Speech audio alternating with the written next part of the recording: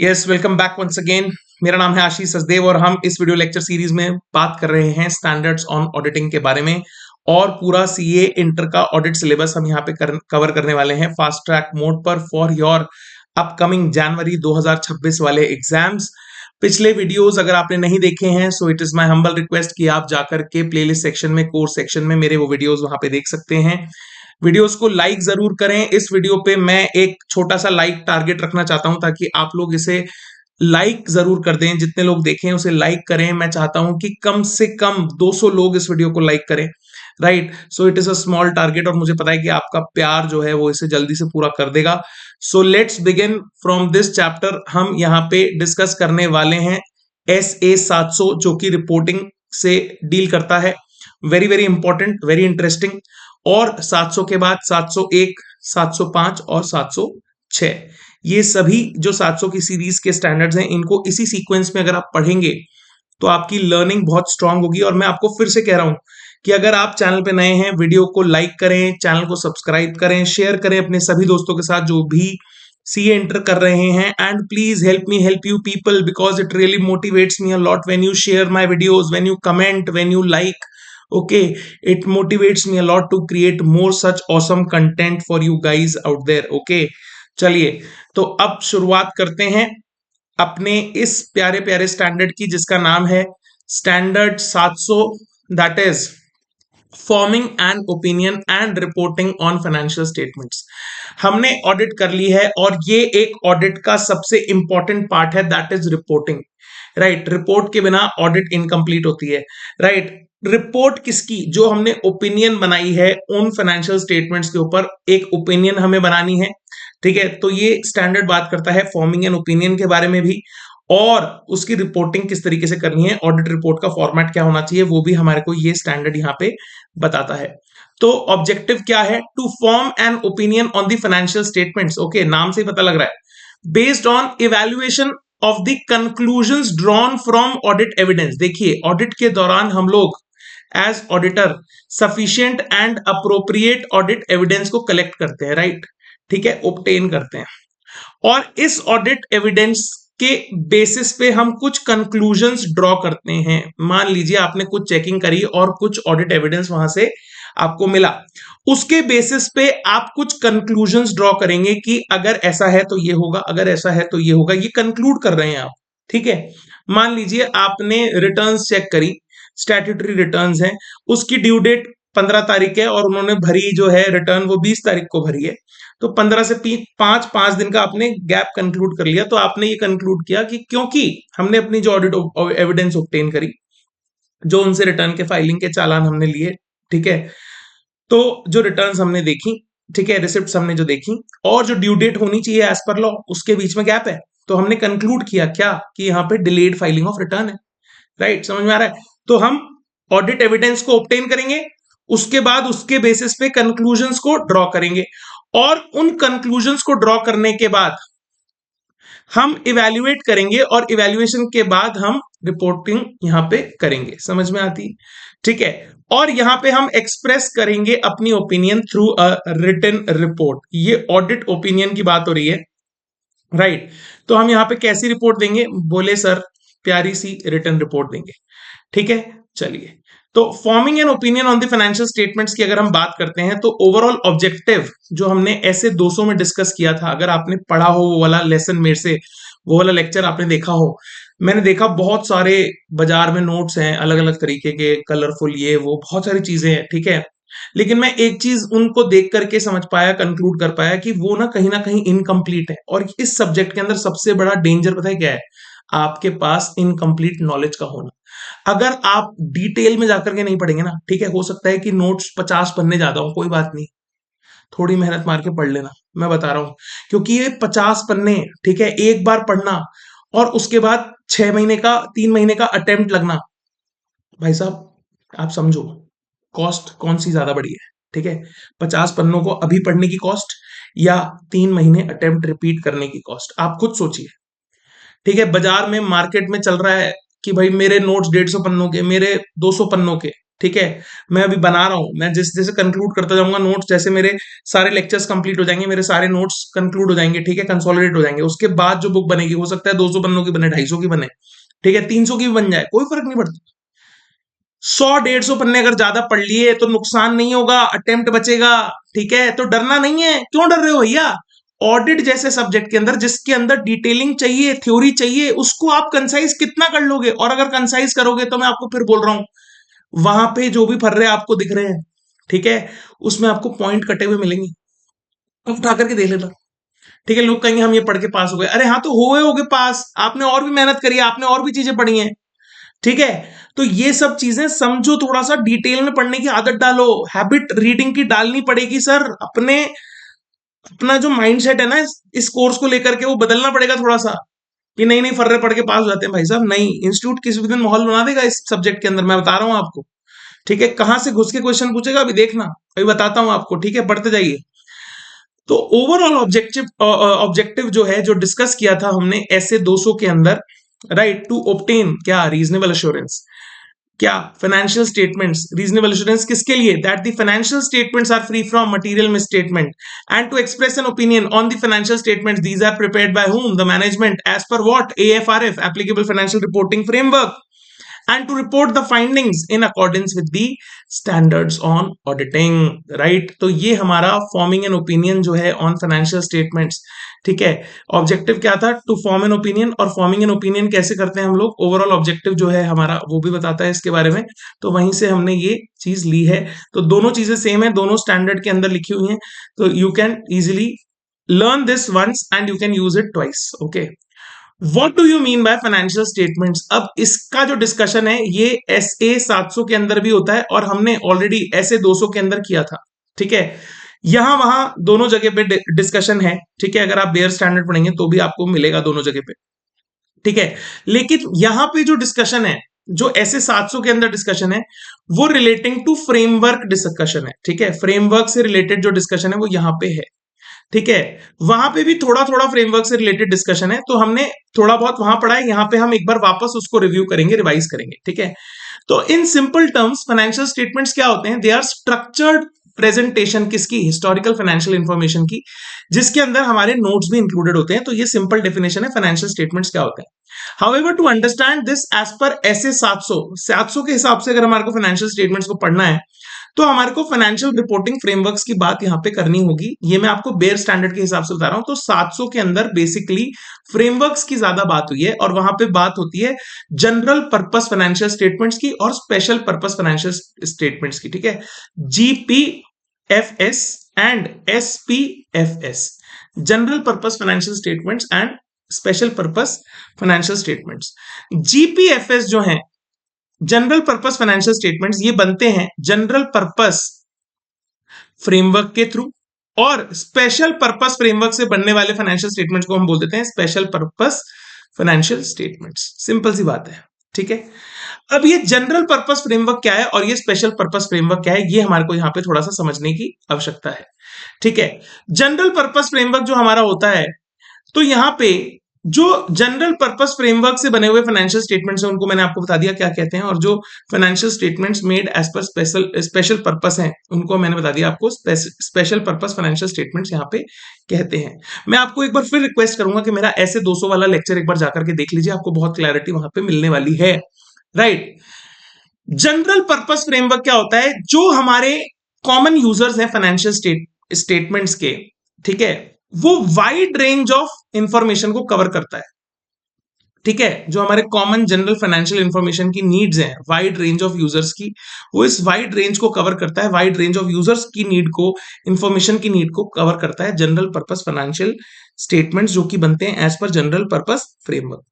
और special purpose framework जो है ना, to meet the specific needs of specific users, कुछ एक स्पेसिफिक लोगों की, कुछ एक स्पेसिफिक यूजर्स की स्पेसिफिक नीड्स को ये यहां पे केटर करता है। जैसे मान लो एक स्पेशल असाइनमेंट आपको मिला एज एन ऑडिटर कि आप हमारे इन फाइनेंशियल स्टेटमेंट्स के ऊपर या कॉस्टिंग से रिलेटेड रिकॉर्ड्स जो है उनके ऊपर आप रिपोर्ट करो, ठीक है। इस तरीके का स्पेशल आपको फ्रेमवर्क के ऊपर रिपोर्ट करना है, स्पेशल पर्पस फ्रेमवर्क है उसके ऊपर आपको रिपोर्ट करना है, ठीक है। तो आप समझ सकते हैं कि वो स्पेशल लोगों के लिए, स्पेशल यूज के लिए बने हुए हैं, ठीक है, कुछ स्पेशल नीड्स को ही कैटर करते हैं। यहां पे मैंने एक नोट लिखा है, general purpose framework when accepted by management TCWG and is acceptable in the view of the nature of the entity, objective of financial statements and requirements of law। तो जब भी जनरल पर्पस फ्रेमवर्क जो है ये acceptable होता है entity से law के थ्रू, ठीक है, नेचर ऑफ एंटिटी को सेटिस्फाई करता है, ऑब्जेक्टिव ऑफ फाइनेंशियल स्टेटमेंट्स को सेटिस्फाई करता है, तो इसको हम बोल देते हैं AFRF। और यही चीज हमने पढ़ी थी जब हम SA 200 पढ़ रहे थे। तो मैंने आपको बताया कि कुछ कुछ ये डिस्कशन जो है ना, ये हमने SA 200 वाले लेक्चर के अंदर भी किया है, क्योंकि वहां पे बातें होती हैं AFRF की, ठीक है, और यहाँ पे भी फ्रेमवर्क की बातें हो रही हैं, राइट। तो यहाँ पे फ्रेमवर्क की ज्यादा बातें होती हैं। यहाँ पे जनरल पर्पस फ्रेमवर्क क्या है, स्पेशल पर्पस फ्रेमवर्क, जो हमारे जनरल गैप से, ठीक है, जनरली एक्सेप्टेबल अकाउंटिंग प्रिंसिपल से बना हुआ जो फ्रेमवर्क है, ठीक है ना, जो कॉमनली बहुत सारे वाइड रेंज ऑफ यूजर्स की फाइनेंशियल नीड्स को, इंफॉर्मेशन नीड्स को, जनरल इंफॉर्मेशन नीड्स को कंप्लीट करता है, फुलफिल करता है, उसे हम जनरल पर्पस फ्रेमवर्क यहाँ पे कह देते हैं, राइट। थस अब हमारा जनरल पर्पस फ्रेमवर्क अगर AFRF है तो वो दो तरीके का हो सकता है AFRF। तो ये अगर आपने मेरा ऐसे 200 वाला पढ़ा है लेक्चर तो आपको समझ में आएगा, हाँ AFRF दो तरह का हो सकता है। कौन कौन से दो तरह? फेयर प्रेजेंटेशन फ्रेमवर्क हो सकता है, FPF हो सकता है, राइट, और एक कंप्लायंस फ्रेमवर्क हो सकता है, राइट। या तो वो फेयर प्रेजेंटेशन फ्रेमवर्क होगा या वो कंप्लायंस फ्रेमवर्क होगा, ठीक है। उसके बाद financial statements in the SA means a complete set of general purpose financial statements including related notes, ठीक है। तो ये ऐसे 700 के अंदर जो है डेफिनेशन दी हुई है, तो हम यहाँ पे समझ लेते हैं उसको। अच्छा, अगर हमारा AFRF वाला जो फाइनेंशियल स्टेटमेंट्स हैं, अगर वो एक जो फ्रेमवर्क है, अगर हमारा AFRF जो है, ठीक है, एप्लीकेबल फाइनेंशियल रिपोर्टिंग फ्रेमवर्क, अगर वो एक फेयर प्रेजेंटेशन फ्रेमवर्क है, अब मैं आपको वापस ऐसे 200 की याद दिला रहा हूं, अगर वो फेयर प्रेजेंटेशन फ्रेमवर्क है तो मैंने वहां पे भी बताया था कि इसके अंदर प्लस माइनस किया जा सकता है। मतलब प्लस का मतलब हम कुछ एडिशनल डिस्क्लोजर कर सकते हैं just to achieve fair presentation, just to achieve what, fair presentation. हम इसमें से कुछ माइनस कर सकते हैं, कुछ डिपार्चर कर सकते हैं इन एक्सट्रीम रेयर सिचुएशंस, ठीक है, टू अचीव फेयर प्रेजेंटेशन, ठीक है। ये भी हम डिपार्चर भी कब करेंगे, जब हमारे को एक्सट्रीम रेयर सिचुएशन के अंदर फेयर प्रेजेंटेशन फ्रेमवर्क जो है वो अचीव करना होगा, राइट। तो क्या हम फेयर प्रेजेंटेशन फ्रेमवर्क के अंदर प्लस या माइनस कर सकते हैं? आप स्टैंडर्ड्स ऑन अकाउंटिंग स्टैंडर्ड्स लगाते हैं, ठीक है, तो उसके अंदर लिखा हुआ है, ठीक है, कंपनीज एक्ट का जो शेड्यूल 3 है वो कहता है कि हमारे ये जो डिस्क्लोजर्स है ना, डिस्क्लोजर्स ये बेयर मिनिमम डिस्क्लोजर हैं, इनके अंदर तुम कुछ प्लस कर सकते हो, प्लस कर सकते हो, क्या माइनस भी कर सकते हो। एक्सट्रीम रेयर सिचुएशंस में अगर हमें फेयर प्रेजेंटेशन के लिए कुछ माइनस करना पड़ा तो हम माइनस भी यहां पे कर सकते हैं, राइट। तो अगर फेयर प्रेजेंटेशन फ्रेमवर्क है तो इसमें हम कुछ कुछ प्लस माइनस कर सकते हैं। लेकिन अगर हमारा AFRF, ध्यान से सुनना, अगर हमारा AFRF प्यारे बच्चों कंप्लायंस फ्रेमवर्क है तो इसमें कुछ भी नहीं हो सकता, प्लस माइनस नहीं हो सकता। अगर वो कंप्लायंस फ्रेमवर्क है तो ध्यान रखना, अगर वो कंप्लायंस फ्रेमवर्क है तो इसमें कुछ भी प्लस या माइनस नहीं हो सकता। समझ में आई मेरी बात? चलिए सर आगे बढ़ते हैं। अच्छा जी सर, हमने बहुत सारी बातें कर ली। आपने कहा कि जनरल पर्पस फ्रेमवर्क हमारा एप्लीकेबल फाइनेंशियल रिपोर्टिंग फ्रेमवर्क हो सकता है। अगर वो फेयर प्रेजेंटेशन फ्रेमवर्क है तो हम एक्सेप्टेंस ऑफ एंगेजमेंट कैसे करेंगे? अंडर SA 210 हमने पढ़ लिया है, ठीक है। हमारी ओपिनियन किसके अंडर फ्रेम करेंगे? SA 700, और रिपोर्ट में लिखेंगे ट्रू एंड फेयर। अगर हमारा general purpose framework applicable financial reporting framework है, मतलब मैनेजमेंट ने उसे एक्सेप्ट कर लिया है, ठीक है, नेचर ऑफ एंटिटी के हिसाब से, नेचर ऑफ फाइनेंशियल स्टेटमेंट्स के हिसाब से वो प्रॉपर है, लॉ भी उसको अलाउ करता है, और एक वो कंप्लायंस फ्रेमवर्क अगर है, अगर वो किसके नेचर में है? एक कंप्लायंस फ्रेमवर्क में अगर है, तो हम वहां पे एंगेजमेंट को एक्सेप्ट कैसे करेंगे? बोले सर ऐसे 210 में ही एंगेजमेंट को एक्सेप्ट करेंगे, रिपोर्ट 700 में ही करेंगे, लेकिन यहां पे रिपोर्ट के अंदर हम लिखेंगे कि हमारे जो फाइनेंशियल स्टेटमेंट्स हैं वो true and fair view present नहीं करते, वो केवल प्रिपेयर किए गए हैं as per compliance framework, as per what, compliance framework. ध्यान आ रहा है आपको, याद करना है ये बात, ठीक है ना, ध्यान रखना कि अगर कंप्लायंस फ्रेमवर्क है तो हमारी रिपोर्टिंग क्या होगी, हमारी रिपोर्टिंग होगी केवल प्रिपेयर्ड। अभी आप नीचे जाकर के पूरा बेयर स्टैंडर्ड पढ़ डालना, आपको जहां पे भी कंप्लायंस फ्रेमवर्क मिलेगा ना, वहां पे आपको प्रिपेयर्ड की रिपोर्टिंग मिलेगी। कैसी रिपोर्टिंग करनी है हमारे को, that these financial statements are prepared as per the compliance framework accepted. Okay, समझ में आ रहा है। उसके बाद होता है हमारा स्पेशल पर्पस फ्रेमवर्क। इसका एक्सेप्टेंस हम 210 में नहीं करते, इसका एक्सेप्टेंस हम करते हैं SA 800 के अंदर। इसकी रिपोर्ट हम कहां पे देते हैं, बोले इसकी रिपोर्ट हम देते हैं एज पर SA, या इस पे ओपिनियन हम कैसे बनाते हैं, एज पर SA 700 ही ओपिनियन बनाते हैं। और इसके अंदर हम लिख देते हैं क्या, prepared as per special purpose framework. ठीक है, इसमें केवल प्रिपेयर्ड लिखते हैं, इसमें लिखते हैं prepared as per special purpose framework. समझ में आ रहा है। तो ये एक छोटी सी टेबल है ताकि आपको चीजें समझ में आ सकें, याद रह सकें। अब ऐसे 700 का एक महान और इंस्टीट्यूट का मोस्ट फेवरेट क्वेश्चन, ठीक है, मोस्ट फेवरेट क्वेश्चन, ठीक है, मोस्ट फेवरेट क्वेश्चन है। इंस्टीट्यूट को बड़ा मजा आता है ये क्वेश्चन पूछने में।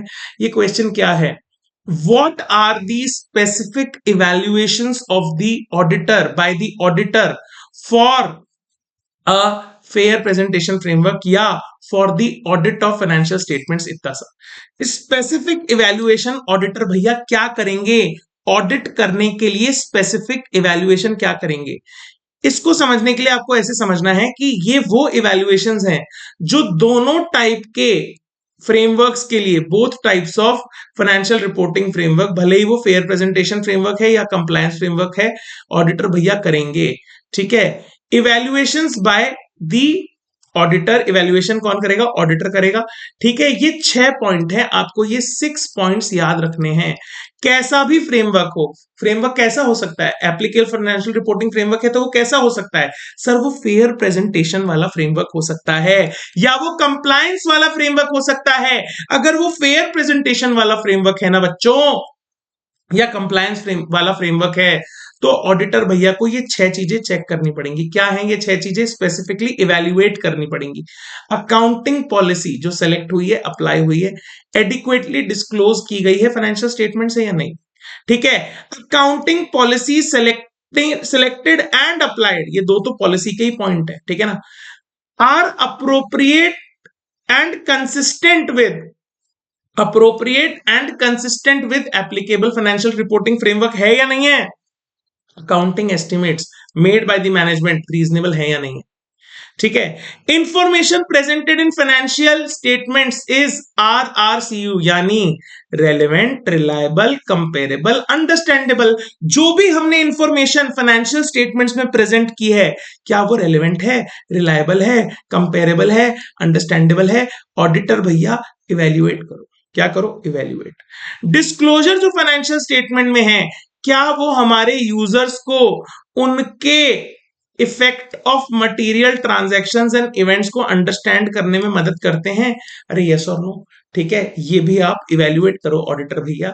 और terms and titles used in the financial statements are appropriate, proper terminology use हुई है, प्रॉपर हेडिंग्स यूज हुई हैं, टाइटल्स यूज हुए हैं, किसके अंदर, फाइनेंशियल स्टेटमेंट्स के अंदर। तो ऑडिटर भैया आप ये भी इवैल्यूएट करो। 6 पॉइंट जल्दी से एक बार फिर से मेरे साथ दिमाग में दोहराएंगे। पहला है कि हमारी जो अकाउंटिंग पॉलिसी हमने फाइनेंशियल स्टेटमेंट्स में लगाई है, क्या वो, ठीक है, अप्लाइड है, जो सबने सेलेक्ट करी और उसको अप्लाई किया फाइनेंशियल स्टेटमेंट्स में, क्या वो एडिक्वेटली डिस्क्लोज की गई है फाइनेंशियल स्टेटमेंट्स में। पहली अकाउंटिंग पॉलिसी जो हमने सेलेक्ट की है और उसे अप्लाई किया है, क्या वो हमारे फाइनेंशियल रिपोर्टिंग फ्रेमवर्क से कंसिस्टेंट है। उसके बाद अकाउंटिंग एस्टिमेट्स जो हमारे मैनेजमेंट ने लगाए हैं, क्या वो रीजनेबल हैं। उसके बाद इंफॉर्मेशन जो हमारे फाइनेंशियल स्टेटमेंट्स के अंदर प्रेजेंट की गई है, चौथा पॉइंट बोल रहा हूं, information presented in the financial statements, क्या वो RRCU है, मतलब रिलायबल है, रेलेवेंट है, कंपेरेबल है, अंडरस्टैंडेबल है। रिलायबल है, रेलेवेंट है, कंपेरेबल है, अंडरस्टैंडेबल है। ठीक है, डिस्क्लोजर्स जो हमने फाइनेंशियल स्टेटमेंट्स में किए हैं, क्या वो हमारे यूजर्स की नीड को सेटिस्फाई करते हैं, उन्हें वो मटेरियल ट्रांजैक्शंस, इवेंट्स समझने में हेल्प करते हैं। और क्या फाइनेंशियल स्टेटमेंट्स के अंदर जो टाइटल्स और टर्म्स यूज की गई हैं, क्या वो अप्रोप्रिएट हैं? ये 6 की 6 बातें कौन इवेल्युएट करेगा? बोले ऑडिटर करेगा इवेल्युएट। कंप्लायंस फ्रेमवर्क है तो भी करेगा, और अगर कंप्लायंस फ्रेमवर्क नहीं है तो भी ऑडिटर भैया ये इवेल्युएट जरूर करेंगे। ठीक है, इसके अलावा एडिशनल इवेल्युएशन करना है कब? अगर हमारा AFRF, अगर हमारा AFRF ध्यान से सुनिएगा, अगर हमारा AFRF एक फेयर प्रेजेंटेशन फ्रेमवर्क है तो एडिशनल इवेल्युएशन करेगा कि हमारा overall structure, presentation and content, SPC, structure, presentation and content financial statements का are as per AFRF to achieve fair presentation. बस इतना सा कि हम इस फेयर प्रेजेंटेशन फ्रेमवर्क से क्या फाइनली फेयर प्रेजेंटेशन अचीव भी कर पा रहे हैं, ये एडिशनली और इवेल्युएट कर लेगा कौन? ऑडिटर भैया, इन केस हमारा AFRF जो है वो एक फेयर प्रेजेंटेशन फ्रेमवर्क है। समझ में आता है? चलिए, उसके बाद types of audit opinion and form of audit opinion, कितने तरह की ऑडिट ओपिनियन होती है? तो मैंने पहले चैप्टर में जहां पे मैंने nature, objective and scope of audit, ठीक है, nature, objective, scope of audit वाला जो हमारा लेक्चर था उसके अंदर मैंने डिस्कस किया कितने टाइप की ऑडिट ओपिनियन होती है। तो 2 तरह की ऑडिट ओपिनियन होती है, अनमॉडिफाइड एंड मॉडिफाइड। 705 के अंदर भी हम पढ़ेंगे, अभी आगे जब स्टैंडर्ड 705 आएगा मॉडिफिकेशन वाला, उसमें भी हम पढ़ेंगे यही चीज। यहां पे मैं रिपीट नहीं कर रहा हूं, आप जाकर के लेक्चर देख सकते हैं और आपको वहां पे क्लियरली समझ में आ जाएगा कि हमारी ऑडिट ओपिनियन कितने तरह की होती है। अनमॉडिफाइड हो सकती है, मॉडिफाइड हो सकती है। मॉडिफाइड क्या क्या हो सकती है? मॉडिफिकेशन कैसे हो सकती है सर? मॉडिफिकेशन में क्वालिफिकेशन हो सकती है, एडवर्स ओपिनियन हो सकती है, या डिस्क्लेमर ऑफ ओपिनियन हो सकता है। ठीक है, तो अगर ऐसे बड़े लेवल पे देखें तो 4 तरह की ऑडिट ओपिनियन दिखती है, लेकिन होती वो 2 तरह की है। कौन कौन सी? एक होती है अनमॉडिफाइड यानी क्लीन, एकदम चकाचक, ट्रू एंड फेयर, मजा आ गया। एक होती है मजा तो आया एक्सेप्ट फॉर ये, यानी क्वालिफिकेशन। एक होती है बिल्कुल ही मजा नहीं आया, मतलब not true and fair, adverse opinion. और एक होती है हमें कुछ पता ही नहीं चला because we were unable to obtain SAAE और there was a limitation on our scope as auditor, तो हम अपनी ओपिनियन, हम चुप रहेंगे, हम कुछ नहीं बोलेंगे। That is disclaimer of opinion. Okay, समझ में आता है आपको? तो यहां पे मैं ये डिस्कस नहीं कर रहा हूं, छोटा सा मैंने आपको सिंपल बता दिया। अब इस चैप्टर का सबसे important part, that is the contents of the audit report. ठीक है, ध्यान से समझना है, क्योंकि हमने अगर ऑडिट रिपोर्ट के कंटेंट्स को समझ लिया तो बाकी सारे स्टैंडर्ड बहुत इजी हो जाएंगे। क्यों? क्योंकि अल्टीमेटली सब कुछ पढ़ के क्या बनानी है? रिपोर्ट बनानी है। तो आज ही रिपोर्ट बनाना सिखा रहा हूं, ठीक है, समझो। इसके अंदर टोटल 12 से 13 से 14 हेडिंग है। ठीक है, 13-14 हेडिंग है। तो इन हेडिंग्स को आपको समझना है और इनके सीक्वेंस को ध्यान में रखते हुए चलना है। ठीक है, सीक्वेंस को याद करने के लिए बहुत सारे निमोनिक्स आपको मिल जाएंगे, जो आपको अच्छा लगे उठा लेना। मैं आपको कंटेंट समझा रहा हूं कि क्या क्या आता है ऑडिट रिपोर्ट में, ध्यान से समझना। ठीक है, मेरा उद्देश्य है कि आप कंसेप्चुअली इतने स्ट्रांग हो जाएं कि आप 1-2 रीडिंग करके ना अच्छे सारे क्वेश्चंस निकाल लें। ठीक है, और उसके बाद जब पेपर लिखे तो मजा आ जाए। ठीक है ना, पास होना हमारा उद्देश्य होना चाहिए। ठीक है, अच्छे नंबरों से, एग्जामिशन के साथ। और नीचे कमेंट में मेरे को बताएंगे। वीडियो में यहां तक बने हो, एक बार दबा करके लाइक मारो और शेयर कर दो अभी के अभी अपने दोस्त के साथ जो पढ़ाई नहीं कर रहा। ऑडिट रिपोर्ट में सबसे पहले होगा title, report of an independent auditor. ये टाइटल होगा कि ये रिपोर्ट किसकी है, क्या है ये? तो ये रिपोर्ट है इंडिपेंडेंट ऑडिटर की। एड्रेसी कौन होगा? ये एज पर एंगेजमेंट। ठीक है, जनरली शेयर होल्डर्स होते हैं क्योंकि हम कंपनी ऑडिट की बात करते हैं। ठीक है, कंपनी ऑडिट मैंडेटरी होती है और उस केस में हमें जो रिपोर्ट देनी होती है वो किसको देंगे? शेयर होल्डर्स को। क्या हम किसी और को एड्रेस कर सकते हैं रिपोर्ट में? हाँ, जिसने हमें अपॉइंट किया है हम उसको एड्रेस कर सकते हैं। ठीक है, तो यहां पे आपको ज्यादा सोचने की जरूरत नहीं है कि एड्रेस ही कौन होगा। उसके बाद तीसरा जो हेडिंग है वो होता है ओपिनियन, यानी ऑडिटर्स ओपिनियन। ठीक है ना, इसकी हेडिंग होती है ओपिनियन। ठीक है, और इसके अंदर क्या आएगा, हम क्या क्या लिखेंगे? ये इंट्रोडक्टरी पैरा है। क्या है ये? Introductory para of the audit report. ठीक है, यहां पे हम आइडेंटिफाई करेंगे एंटिटी को, हम किसकी ऑडिट कर रहे हैं उसका नाम पता, एड्रेस लिखेंगे भैया, नाम लिखेंगे, कौन सी कंपनी है। हम ये आइडेंटिफाई करेंगे कि हमने इसके फाइनेंशियल स्टेटमेंट्स की ऑडिट करी है, इसको हम स्टेट करेंगे कि हमने इस कंपनी के फाइनेंशियल स्टेटमेंट्स की ऑडिट करी है। ठीक है, क्या ऑडिट करा फाइनेंशियल स्टेटमेंट्स में? बैलेंस शीट करी, ठीक है, एसपीएल करा, अगर कैश फ्लो स्टेटमेंट था, क्या था, नोट्स वोट्स रिलेटिंग वगैरह सब उसको आइडेंटिफाई करेंगे। ठीक है, सिग्निफिकेंट अकाउंटिंग पॉलिसीज के साथ सब कुछ उसको आइडेंटिफाई करेंगे। ठीक है, अदर एक्सप्लेनेटरी इंफॉर्मेशन को भी हमने कंसिडर किया ऑडिट में, ये सब लिखेंगे यहाँ पे। Title of financial statements specifically हम लोग लिखेंगे, फाइनेंशियल स्टेटमेंट्स क्या होते हैं। ठीक है, उसके बाद हम स्पेसिफाई करेंगे डेट और पीरियड ऑफ फाइनेंशियल स्टेटमेंट्स जिसको हमने ऑडिट किया है और जिसकी हम यहाँ पे रिपोर्ट करने वाले हैं। ठीक है, और हम यहाँ पे लिखेंगे अपनी ओपिनियन, क्योंकि ये ओपिनियन पैरा है। तो अगर हमारा फेयर प्रेजेंटेशन फ्रेमवर्क है तो हम क्या लिखेंगे? True and fair view. अगर हम क्लीन रिपोर्ट दे रहे हैं तो, ठीक है। अगर हम मॉडिफिकेशन करेंगे तो क्या करेंगे? रुक जाओ, अभी 705 में बताऊंगा, रुक जाओ। ये कौन सा चल रहा है? SA 700, forming an opinion and reporting. ठीक है ना, समझ लीजिए। कंप्लायंस फ्रेमवर्क होगा तो हम क्या ओपिनियन देंगे कि हमने प्रिपेयर किए हैं, प्रिपेयर्ड, आर प्रिपेयर्ड। हमने प्रिपेयर नहीं किए, मैनेजमेंट ने प्रिपेयर किया, आगे बताऊंगा। लेकिन हम रिपोर्ट करेंगे दे आर प्रिपेयर्ड, बस कि हाँ ये प्रिपेयर हो रखे हैं एज पर दी एप्लीकेबल कंप्लायंस फ्रेमवर्क या जो भी। ठीक है, तो ये प्रिपेयर्ड वाली रिपोर्ट कब आएगी? अगर वो कंप्लायंस फ्रेमवर्क है तो। ठीक है, उसके बाद एक महा इंपॉर्टेंट पैराग्राफ आता है, that is basis for opinion. Institute उठा करके डायरेक्टली पूछ लेता है बेसिस ऑफ ओपिनियन में क्या लिखते हैं ऑडिट रिपोर्ट के अंदर, ऐसे 700 के हिसाब से बता दीजिए। तो आपको सबसे पहले लिखना है कि बेसिस ऑफ ओपिनियन का जो पैरा है इसकी हेडिंग होती है बेसिस फॉर ओपिनियन। और एक और चीज ध्यान रखनी है, ये पैरा हमेशा आएगा ऑडिट रिपोर्ट में, भले ही वहां पे क्वालिफिकेशन हो या ना हो। ठीक है, समझ लीजिए। और इसके अंदर 4 पॉइंट्स हमारे को कवर करने होते हैं। इस बेसिस ऑफ ओपिनियन को अगर आप सैंपल ऑडिट रिपोर्ट में उठा करके पढ़ेंगे तो आपको 4 पॉइंट्स मिलेंगे। पहला है एस, दूसरा है आर, तीसरा है ई और चौथा है एस। SRES, ये 4 पॉइंट मिलेंगे। एस का मतलब स्टैंडर्ड्स ऑन ऑडिटिंग। हमने अपनी audit as per standards on auditing करी है, जो कि लिखे हुए हैं 143(10) के अंदर। अगर हम कंपनी की ऑडिट कर रहे हैं तो हम ये लिखेंगे। हम ये बोलेंगे कि हमारी ऑडिट जो है it is based on standards on auditing. हम क्या बोल रहे हैं? बेसिस फॉर ओपिनियन जो है हमने कैसे बनाया भैया? हमने ऑडिट करी है एज पर स्टैंडर्ड्स। फिर हम ये बोलेंगे, हम जो भी पढ़ रहा है ऑडिट रिपोर्ट उसका ध्यान लेकर के जाएंगे कि हमारा बेसिस है जो, ठीक है, वो हमारे ऑडिटर्स रिस्पॉन्सिबिलिटी के अंदर, और क्लियरली हमने उस पैरा के अंदर हमने अपनी ऑडिटर की रिस्पॉन्सिबिलिटी जो है जिसके बेसिस पे हमने यहाँ पे रिपोर्टिंग करी है, अपनी ओपिनियन को बेस करा है, वो हमारा ऑडिटर्स रिस्पॉन्सिबिलिटी के अंदर हमने मेंशन किया है उस पैरा के अंदर। उसका केवल यहाँ पे हम हवाला देंगे कि जाकर के ऑडिटर्स रिस्पॉन्सिबिलिटी पढ़ लो। तो एस का मतलब ऐसे, आर का मतलब रिस्पॉन्सिबिलिटी ऑफ द ऑडिटर। ई का मतलब है ethical requirements including independence. Ethical requirements कौन सी होती हैं? IC pop. अगर मेरे सेशंस देखे हैं, याद होना चाहिए 5 पॉइंट।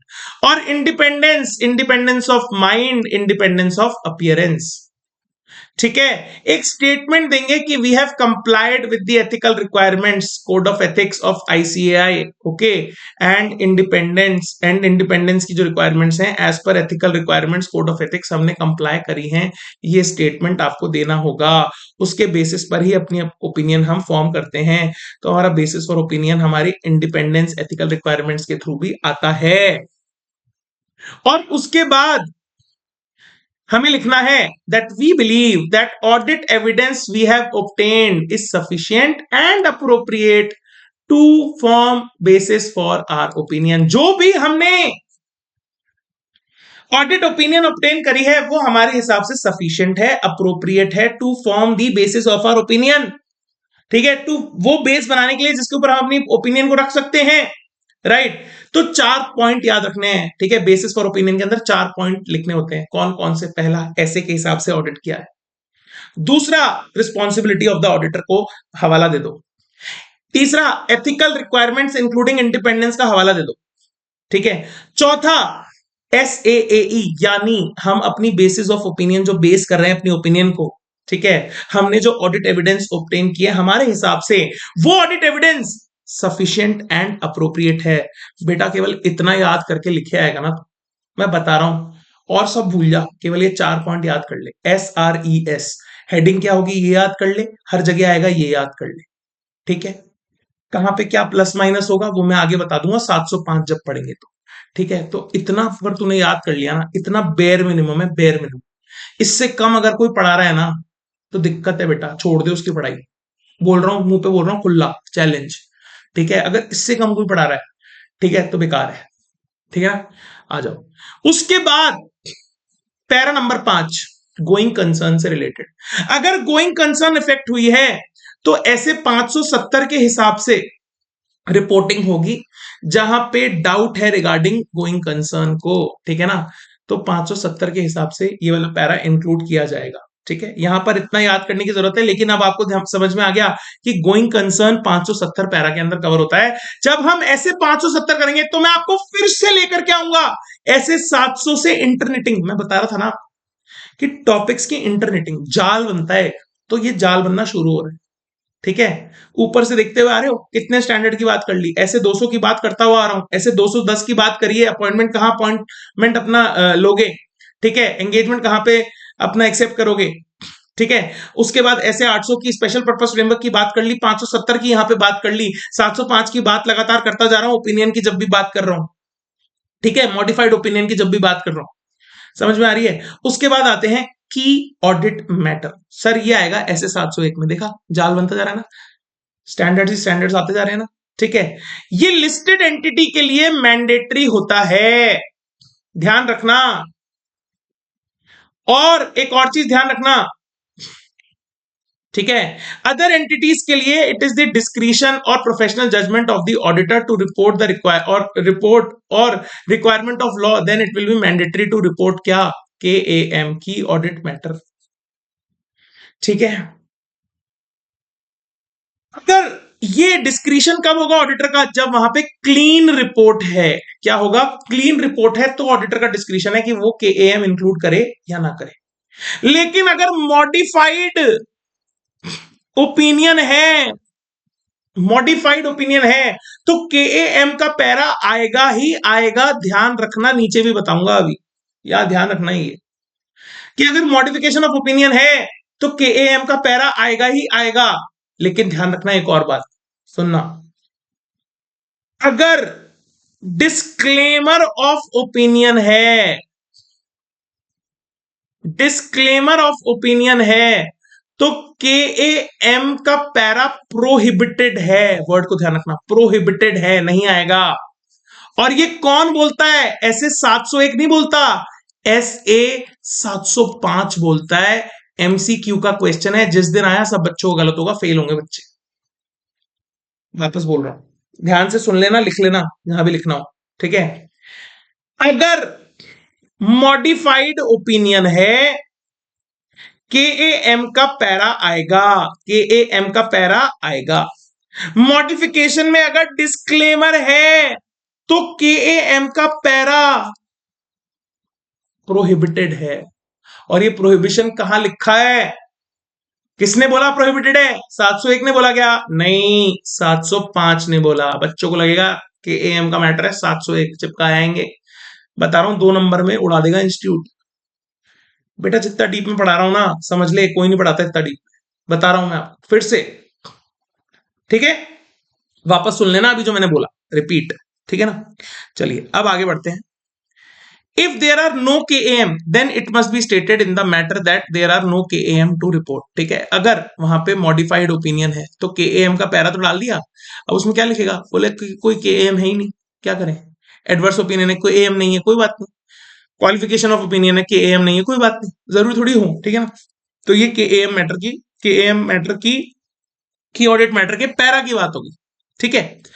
अदर इंफॉर्मेशन ये आती है 720 में, और लकीली 720 आपके कोर्स में नहीं है, ठीक है ना। अदर इंफॉर्मेशन इन फाइनेंशियल और non financial information other than financial statements, auditor's report thereon which is included in entity's annual report, for example capex segment, capex by segment और division, we did not audit the financial statements of the branches etcetera. तो ऐसी कोई additional other information जो होती है, ठीक है, वो यहां पे आ जाएगी, ठीक है, कि ऑडिट जो ब्रांच की है वो किसी और ऑडिटर ने की है, ठीक है, तो ऐसे 600, ठीक है ना, आगे पढ़ेंगे। ठीक है, तो अदर इंफॉर्मेशन 720 के हिसाब से आपको लिखनी है, बस इतना सा ध्यान रख लीजिए यहां पे। उसके बाद महा important para, responsibility of the management.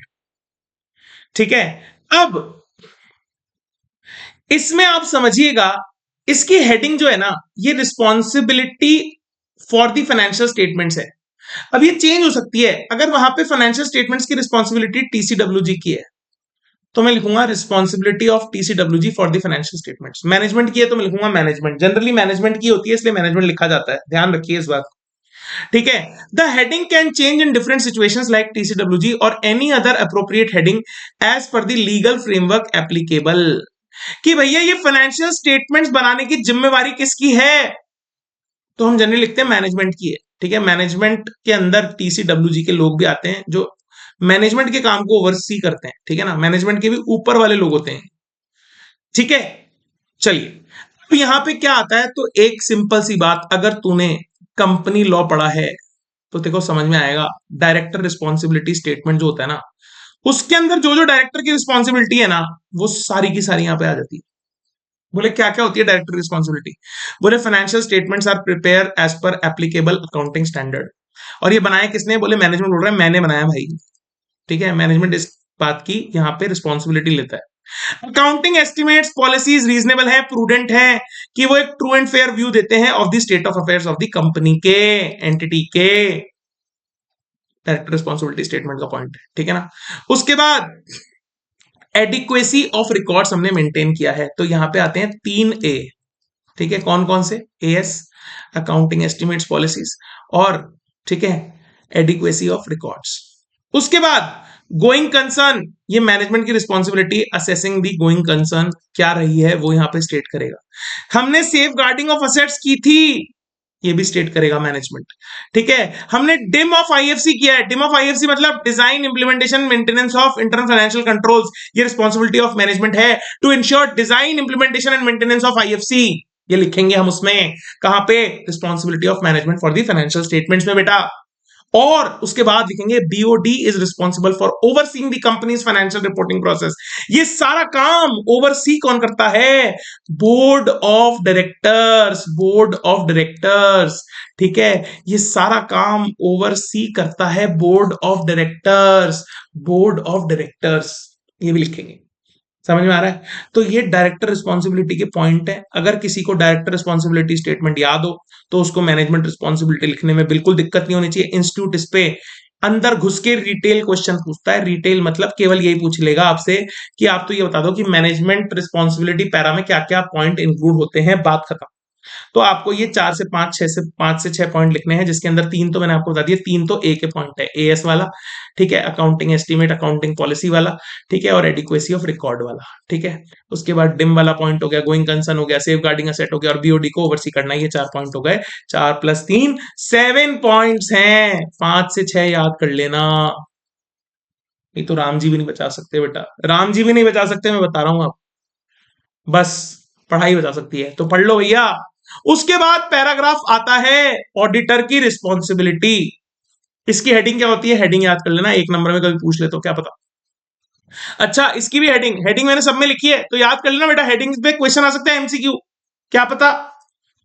ठीक है, auditors responsibility for the audit of the financial statements, ये हेडिंग है पूरी। ठीक है ना, ओवरऑल ऑब्जेक्टिव क्या होता है ऑडिटर का वो लिखेगा। ठीक है, रिस्पॉन्सिबिलिटी है उसकी। ठीक है ना, state that reasonable assurance is high level of assurance, और हमारी ऑडिट करने के बाद भी ऐसा हो सकता है कि financial statements are not free from material misstatement due to fraud and error. समझिए, that reasonable is a high level of assurance which is not absolute and not a guarantee। हमारी ऑडिट कोई गारंटी नहीं देती, हम भगवान नहीं है, ब्रह्मा नहीं है, हम अंतर्यामी नहीं है। ठीक है, हम ऑडिटर हैं, सीधे साधे ऑडिटर हैं, कि हमारी audit will always be able to detect, कि हमारी ऑडिट हमेशा उसमें एक डिटेक्शन रिस्क भी घुसा हुआ है due to some inherent limitations of audit. मैं बोल बोल के थक गया, आपने देखा ही नहीं, लेक्चर जाकर के देख लो, मैंने समझाया रिस्क को बहुत अच्छे से, ऐसे 200 के अंदर। जाओ पढ़ो, पढ़ो बेटा पढ़ो। ठीक है, और ये मटेरियल मिसस्टेटमेंट रिस्क क्यों होता है, due to fraud and error. There can be misstatement due to fraud and error which could be material individually or in aggregate to influence the decision making of the users of the financial statements. ठीक है, तो ये जो है misstatement हो सकते हैं।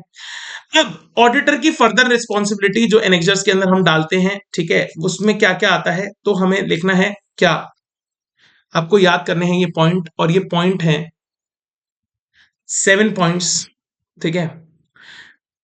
प्रिया gate, ऐसे याद करो। P से professional judgement is exercised and attitude of professional scepticism is followed throughout the audit, ये P है।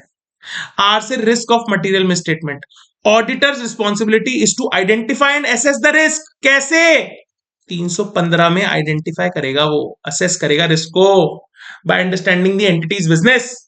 ऐसे 315, SA 315 रिलेट करो बेटा, जब पढ़ेंगे तो मैं वापस रिलेट करवाऊंगा कि ये ऑडिटर की रिस्पॉन्सिबिलिटी होती है कि वो असेस करे risk of material statement due to fraud and error, to design and perform audit procedure as a response to such risk, और उसके बाद उस रिस्क का रिस्पॉन्स भी करे। 315 में असेस करे, 330 में रिस्पॉन्स करे, ध्यान रखना। 315 में रिस्क को असेस करूंगा, ढूंढूंगा, और उसके हिसाब से अपना प्लान बनाऊंगा, पॉलिसी बनाऊंगा, प्रोसीजर बनाऊंगा, उसको रिस्पॉन्स करने के लिए 330 में, ठीक है। हो सकता है मेरे को एनालिटिकल प्रोसीजर भी लगाने पड़े 520 में, अभी सब पढ़ाऊंगा ये बात, पर अभी जाल बनाता हुआ चल रहा हूं, दिमाग के अंदर सेटिंग करता हुआ चल रहा हूं, ठीक है ना, समझ में आ रही है।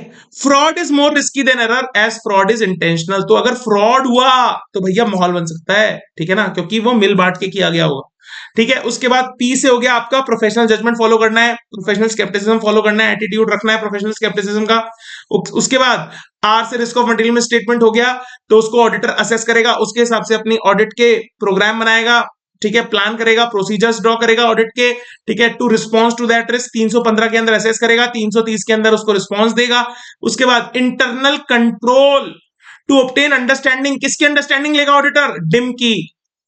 कंपनी का डिम क्या है भाई, कुछ है क्या डिम, डिम मतलब डिम ऑफ IFC, डिम ऑफ IFC हमेशा ऐसे याद रखना, डिम ऑफ IFC क्या है, ये dim of IFC sir, design implementation maintenance of internal financial control, इसकी समझ ले ले भैया ऑडिटर।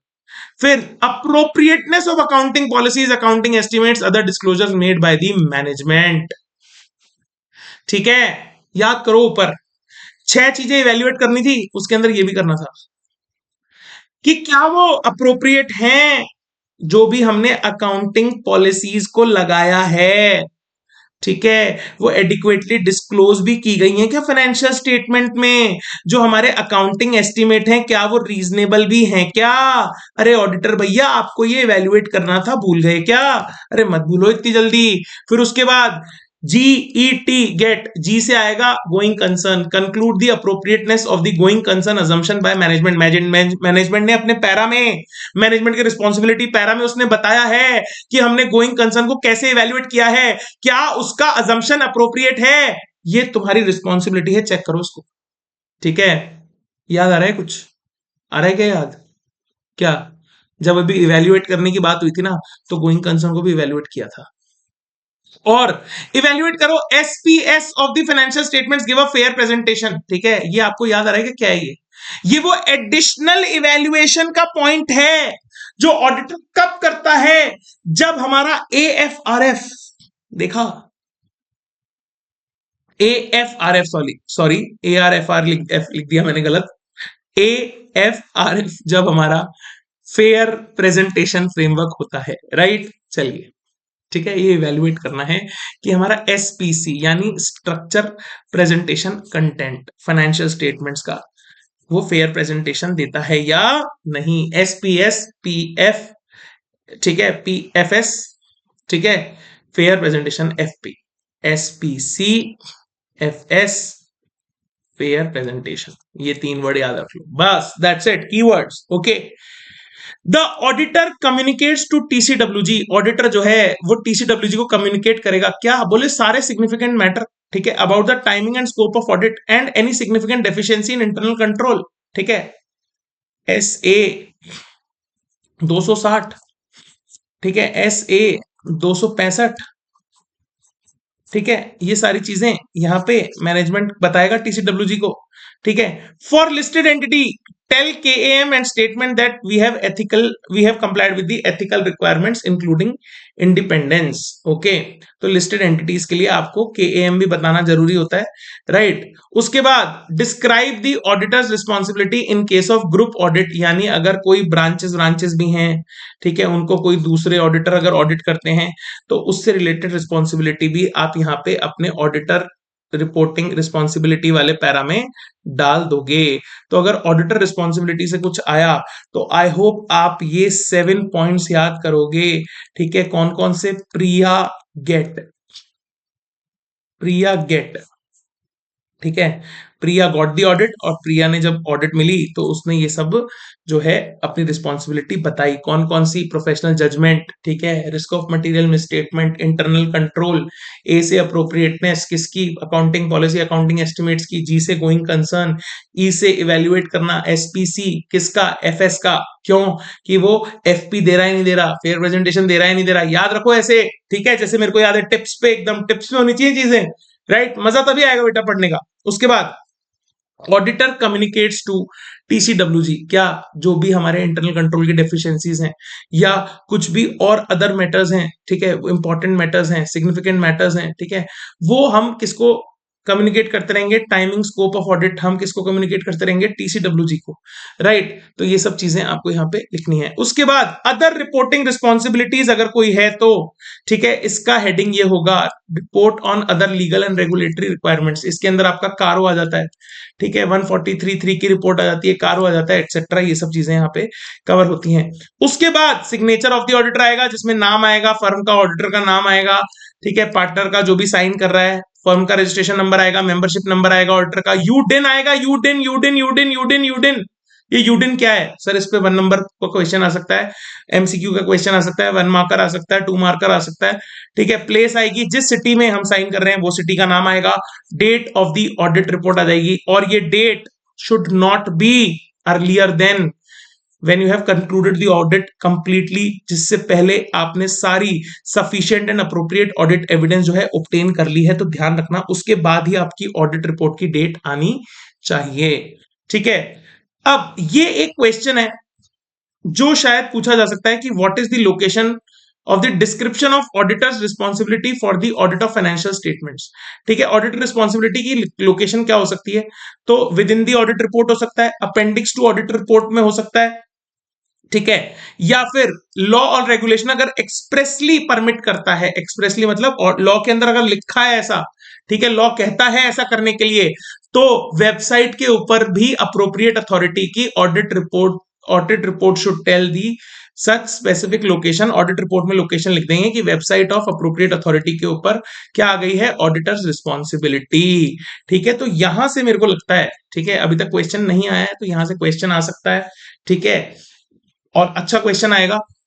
आपको केस स्टडी में भी देकर के पूछ सकते हैं कि वेबसाइट के ऊपर डाल दिया है ऐसा करके, ठीक है, तो वहां पे भी एक कंफ्यूजिंग वाला क्वेश्चन बना सकते हैं। यूडिन क्या होता है? Unique document identification number. क्यों डालना है? ताकि फर्जीवाड़ा बच सके, कोई नॉन सीए साइन नहीं कर सके सीए की बेसिस पे, ओके, सीए बन के झूठा मूठा साइन ना हो सके, ठीक है, बेवफा ना कर सके वो सीए, ठीक है। तो यहाँ पे यूडिन हम डाल देंगे, ठीक है। तो इस तरीके से ये सारी चीजें यहाँ पे आ जाएंगी। You can pause the slide and you can have a look, okay. तो ये आपकी बुक में भी दिया हुआ है, you can look it into this from your book also. अब इसके बाद आता है बेटा another standard that is very very important that relates to audit and reporting, that is 701, that is key audit matter. Key audit matter क्या है समझना, what is key audit matter. Key audit matter को हमें कब report करना है, कैसे report करना है, कहां पे आएगा, उसकी प्लेसमेंट हमने ऑलरेडी देख ली, कब आएगा वो भी हमने थोड़ा बहुत समझ लिया, इसमें और थोड़ा सा डिटेल में जान लेंगे। ऐसे 701 छोटा सा स्टैंडर्ड है, क्यूट सा है, प्यारा सा है, जल्दी से हो जाएगा, करते हैं, चलिए।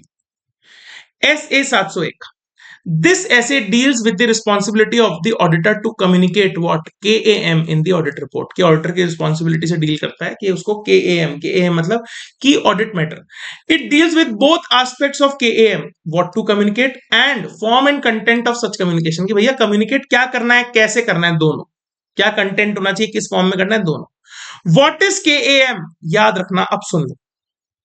हम ऑडिट के दौरान ऑडिटर जो हैं बहुत सारे मैटर टीसीडब्ल्यूजी को बताते हैं। ए टीसीडब्ल्यूजी सुन ले, ठीक है, तेरे ये हो रहा है कंपनी में गड़बड़, सुन ले सुन ले सुन ले सुन ले सुन ले, बहुत सारे इंटरनल कंट्रोल की डेफिशिएंसी बताते हैं, बहुत सारी चीजें हम टीसीडब्ल्यूजी को बताते हुए चलते हैं। टीसीडब्ल्यूजी सुनो सुनो, टीसीडब्ल्यूजी सुनो सुनो, टीसीडब्ल्यूजी सुनो। जितने भी मैटर हम टीसीडब्ल्यूजी को बताते हैं इसमें से कुछ मैटर मोस्ट सिग्निफिकेंट होते हैं। क्या होते हैं बेटा? Most significant. और ये मोस्ट सिग्निफिकेंट मैटर्स, सर ये मोस्ट सिग्निफिकेंट कैसे पता लगेंगे? अरे मेरी मर्जी, मैं किसी को भी मोस्ट सिग्निफिकेंट बनाऊं, मतलब ये ऑडिटर का प्रोफेशनल जजमेंट बताएगा कि मोस्ट सिग्निफिकेंट क्या है उन सारी आवाजों में जो मैंने ऊपर वाले लोगों को लगाई है, यानी मैंने टीसीडब्ल्यूजी को लगाई है। ठीक है, तो आप समझ लेते हैं what is KAM. Most significant matters, MSM, SMS नहीं, MSM, based on auditor's professional judgment out of all the matters communicated to TCWG। कहाँ कम्युनिकेट करते हैं? अभी बताया था 260 में, 265 में इंटरनल डेफिशिएंसीज को हम कम्युनिकेट करते हैं, वो सारी चीजें। उसमें से मोस्ट सिग्निफिकेंट मैटर्स जो हैं वो क्या बनेंगे हमारे लिए? केएएम। और क्योंकि अब वो केएएम बन गए तो हमारी एज एन ऑडिटर 701 के अंदर रिस्पॉन्सिबिलिटी हो गई उनको रिपोर्ट करना ऑडिट रिपोर्ट में। सर क्यों कर रहे हैं हम ये ऐसा? क्यों अभी तक कम रिपोर्ट दे रहे थे क्या जो एक केएएम की और रिपोर्ट देती? हाँ बेटा, इससे ना क्या होता है, कम्युनिकेटिव वैल्यू ऑडिट रिपोर्ट की बढ़ जाती है, ग्रेटर ट्रांसपेरेंसी ऑडिट रिपोर्ट को मिलती है। कम्युनिकेटिव वैल्यू बढ़ जाती है का मतलब क्या है कि अब जो ऑडिटर है वो और बेहतर तरीके से रिपोर्ट कर पा रहा है users of financial statements. KAM to provide additional to users to understand, ठीक है, additional information to users to understand most significant matters. ठीक है, it helps the intended users to understand significant management judgements की, management के judgement जो significant है वो भी समझने में काम करता है केएएम। तो ये पर्पस ऑफ कम्युनिकेटिंग केएएम है। क्यों? अरे क्यों देना है केएएम? बोले इसलिए देना है, बोले ऑडिटर की रिपोर्ट की कम्युनिकेटिव वैल्यू बढ़ जाएगी, एडिशनल इंफॉर्मेशन मिलेगी यूजर्स को कि वो सिग्निफिकेंट मैटर्स को समझ पाए, एडिशनल इंफॉर्मेशन मिलेगी यूजर्स को कि वो मैनेजमेंट के जजमेंट को समझ पाए। ठीक है, अब हमें ये देखना है कि जो हमने टीसीडब्ल्यूजी को कम्युनिकेट किया उसमें से मोस्ट सिग्निफिकेंट मैटर कौन सा होगा एज पर दी ऑडिटर्स जजमेंट। ठीक है, तो इसमें कौन से मैटर्स आएंगे? ऐसे मैटर्स ऑडिटर के जजमेंट के हिसाब से जिसके अंदर high risk of material misstatement है, सिग्निफिकेंट आइडेंटिफाइड रिस्क है, ऐसे 315 में असेस किया है हमने, बहुत ज्यादा रिस्क है। Areas which require significant audit judgment relating to areas in financial statements having significant management judgment, management estimates, ऐसे एरिया जहां पे बहुत ज्यादा ऑडिटर का जजमेंट लगता है, मैनेजमेंट का जजमेंट लगता है, मैनेजमेंट के एस्टिमेट्स बहुत ज्यादा है। ठीक है, कुछ ऐसे सिग्निफिकेंट इवेंट्स और ट्रांजैक्शंस, कुछ अदर पॉइंट्स क्या हो सकते हैं? Matter which is relatively more important, which involves high degree of interaction with TCWG. उस मैटर के लिए ना कम से कम 3-4 बार हमारे को है ना मीटिंग करनी पड़ गई, किससे? बोले टीसीडब्ल्यूजी से। तो ये सिग्निफिकेंट मैटर हो गया भैया हमारे लिए। ठीक है, उसके बाद कॉम्प्लेक्स मैटर है, सब्जेक्टिव मैटर है, एक ओपिनियन बनी नहीं रही, ऑब्जेक्टिविटी आई नहीं रही, मटेरियलिटी ऑफ द मैटर बहुत हाई है, बहुत ज्यादा मटेरियल है। ठीक है, मटेरियल मतलब फाइनेंशियल स्टेटमेंट के जो यूजर्स हैं उनके डिसीजन को हिलाने की ताकत रखता है, मटेरियल है। More enhanced audit procedure are required, मतलब कुछ स्पेशल स्किल हमारे को लगानी पड़ रही है उस मैटर के लिए। ठीक है, हमको कुछ एक्सपर्ट की भी मदद लेनी पड़ रही है, हमको ना अपने जो एक हमने बंदा अपॉइंट कर रखा था, कौन कौन था? ठीक है, EQCR, याद आया, लास्ट चैप्टर में बताया था, एंगेजमेंट क्वालिटी कंट्रोल रिव्यूअर। इसकी हमारे को कंसल्टेशन लेनी पड़ रही है। ठीक है, हमारे फर्म के सीनियर मैनेजमेंट की हमारे को कंसल्टेशन लेनी पड़ रही है। ठीक है, तो भैया ये तो बड़ा special skill, knowledge, audit expert, consultation लेनी पड़ रही है भैया, भयंकर मैटर है। बताओ इसको, मोस्ट सिग्निफिकेंट मैटर है। कैसा मैटर है? MSM। ओके, डिफिकल्टी हो रही है हमारे को ऑडिट प्रोसीजर लगाने में, ऐसा मैटर है। सिवियर कंट्रोल डेफिशिएंसीज हैं उस मैटर के रिलेटेड, तो यहां पे हम उसको कह देंगे कि वो MSMA यानी मोस्ट सिग्निफिकेंट मैटर है। जैसे इंपेयरमेंट रिलेटेड प्रोविजंस हो गए, लिटिगेशन हो गया, ठीक है, matters not part of financial statements but considered most significant like change in accounting software, accounting software change हो गया, ठीक है, which will have significant impact on audit strategy procedure, हम जो अपनी स्ट्रेटेजी बना के आए उसमें significant impact डाल देगा। अगर हमारा अकाउंटिंग सॉफ्टवेयर चेंज हो गया तो हमें पूरी चेंज करनी पड़ेगी, ठीक है। What is the scope of this SA या what is the scope of KAM? KAM कितना बड़ा है, क्या क्या केएएम में आता है? तो बोलते हैं, इसको एक और क्वेश्चन के तरीके से भी देख सकते हैं कि केएएम किसका सब्स्टिट्यूट नहीं है। KAM is not a substitute for, किसका सब्स्टिट्यूट नहीं है?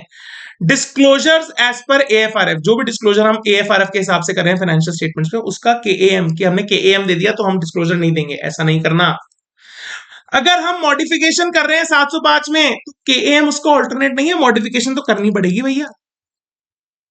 रिपोर्टिंग इन अकॉर्डेंस विद ऐसे 570 जहां पे गोइंग कंसर्न से रिलेटेड बातें होती हैं, ठीक है, उसका भी ये केएएम की ऑडिट मैटर में डाल देता हूं। नहीं बेटा, 570 570 है, ठीक है, उसको इज्जत दो, ठीक है, और उसके हिसाब से रिपोर्टिंग करो। Separate opinion on individual matters, कुछ ऐसे इंडिविजुअल मैटर्स हैं जिसके ऊपर ऑडिटर की सेपरेट ओपिनियन चाहिए ही चाहिए, ठीक है, उसका ये कोई जो है ऑल्टरनेट नहीं है कि आप उसको केएएम में डाल दो तो आपको सेपरेट ओपिनियन नहीं देनी पड़ेगी, ऐसा नहीं है। जहां सेपरेट ओपिनियन देनी है वहां पे देनी है एज पर लॉ, ठीक है। चलिए, एप्लीकेबिलिटी किस पे लगता है, तो मैंने आपको बता दिया केएएम मैंडेटरी है लिस्टेड एंटिटीज के लिए, बाकी के लिए डिस्क्रिशन ऑफ ऑडिटर है, या फिर एलआरआर मतलब लीगल रेगुलेटरी रिक्वायरमेंट्स में अगर बोला गया है तो आपको केएएम बनाना पड़ेगा। Even if there is no KAM, report that there is no KAM, मैंने आपको बता दिया ये, ठीक है। In case of disclaimer of opinion unless otherwise required, SA 705 prohibits auditor from communicating KAM. ये ना 2 नंबर का जिस दिन एमसीक्यू आया ना, मुझे बड़ा मजा आया, क्योंकि जिसने मेरे से पढ़ा है उसका तो सही हो जाएगा, बाकी दुनिया का गलत हो जाएगा, ठीक है। इतना डीप में घुस के कोई पढ़ता नहीं है, लेकिन इंस्टीट्यूट तो क्वेश्चन पूछता है बेटा, ठीक है, ध्यान दीजिएगा। चलिए, एक छोटी सी केस स्टडी टाइप मैंने यहाँ पे बनाने की कुछ कोशिश की है। सिचुएशन देखते हैं क्या है। सिचुएशन ये है, वो बोल रहे हैं there is a KAM identified by the auditor, auditor ने कुछ मोस्ट सिग्निफिकेंट मैटर को आइडेंटिफाई कर लिया, ठीक, लेकिन मैनेजमेंट मना कर रहा है कि, और लॉ भी ये रिक्वायर नहीं करता, लॉ भी ये परमिट नहीं करता, लीगल रेगुलेटरी रिक्वायरमेंट परमिट नहीं करती कि हम इस मैटर को डिस्क्लोज करें करें ठीक है ना, ठीक है, MATTER मैटर होता है, ठीक है, कोई बात नहीं। How the auditor will deal with this situation, auditor अब इस सिचुएशन से डील कैसे करे? तो ऑडिटर अब मैनेजमेंट से कंसल्ट करेगा, ठीक है, और रेगुलेटरी बॉडी से कंसल्ट करेगा, उस मैटर को अच्छे से समझेगा, अंडरस्टैंड करेगा, एनकरेज करेगा मैनेजमेंट को कि भैया इसको डिस्क्लोज कर दो, अच्छा रहेगा तुम्हारे लिए। नहीं करा डिस्क्लोज तो मैनेजमेंट से रिटर्न रिप्रेजेंटेशन लेगा कौन? ऑडिटर, ठीक है, और ये समझेगा, उसमें लिखवाएगा कि भाई ये बताओ कि क्यों पब्लिक डिस्क्लोजर जो है वो अप्रोप्रिएट नहीं है तुम्हारे हिसाब से, ठीक है। वो चेक करेगा कि अगर मैं ये डिस्क्लोज नहीं करता तो मेरी कोई एथिकल रिक्वायरमेंट्स आईसी पॉप वाली कुछ हैम्पर तो नहीं हो रही, ऑब्जेक्टिविटी, ठीक है, इंडिपेंडेंस, कॉन्फिडेंशियलिटी, ये हो सके तो ऑडिटर वहां पे लीगल एडवाइस भी लेगा अगर कोई कॉम्प्लेक्स मैटर है, और इन सब चीजों को डॉक्यूमेंट करेगा प्रॉपरली, ठीक है, और फिर जैसे वो कह रहे हैं वो कर देगा। क्योंकि अगर ऑडिटर से बाद में कोई क्वेश्चनिंग होती है तो ऑडिटर जब ये सारे प्रोसीजर्स फॉलो करेगा, ठीक है, these are the audit procedures that the auditor will follow in this situation that we have curated over here. Okay, चलिए, अब नेक्स्ट हमारा स्टैंडर्ड आता है SA 705, modification of opinion in the independent auditor's report. अगर हमने opinion को modify किया है, ओपिनियन कितने प्रकार की होती है बोले तो, अनमॉडिफाइड या मॉडिफाइड। मॉडिफाइड में क्या होता है? क्वालिफिकेशन, एडवर्स, डिस्क्लेमर, ठीक है। मॉडिफिकेशन कब हो सकती है बोले जब ऑडिटर को ये लगे कि जो हमने ऑडिट एविडेंस ऑब्टेन किया है उसके हिसाब से भी हमारे फाइनेंशियल स्टेटमेंट जो हैं they are not free from material misstatement due to fraud and error, या ऑडिटर को ये लगे कि हम जो है sufficient appropriate audit evidence obtain ही नहीं कर पाए कि हमारे फाइनेंशियल स्टेटमेंट्स क्या फ्री हैं मटेरियल मिसस्टेटमेंट से। तो उस केस में भी बेटा जो हमारा ऑडिटर भैया है वो क्या करेंगे, वो क्या करेंगे, वहां पे मॉडिफिकेशन ऑफ ओपिनियन दे देंगे। समझ में आ रही है बात? Yes sir. चलिए, टाइप्स ऑफ मॉडिफाइड ओपिनियन क्या होते हैं? ठीक है, which type of opinion is appropriate देखते हैं हम। अगर फाइनेंशियल स्टेटमेंट्स मटेरियली मिसस्टेटेड हैं तो हम देंगे क्वालिफिकेशन ऑफ ओपिनियन। क्या देंगे हम? Qualified opinion. क्या देंगे? Qualified opinion. एक सेकेंड।